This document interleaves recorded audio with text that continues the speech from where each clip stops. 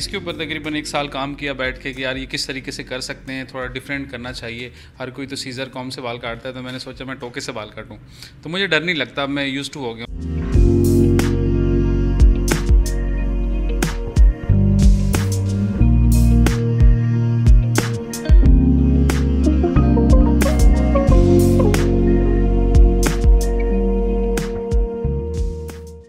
मुझे कुछ डिफरेंट चाहिए था, तो इसीलिए मैं इनके सैलून पे आई हूँ। सो मैंने टोके के साथ बाल कटवाए हैं, जो कि मेरी लाइफ का फर्स्ट एक्सपीरियंस है। जैसे जैसे टोका चलता रहा वैसे वैसे लग रहा था यार मेरी गर्दन ना कहीं कट जाए, कोई अनबैलेंस ना हो जाए, तो लेकिन बहुत मज़ा आया कटिंग करवाने का।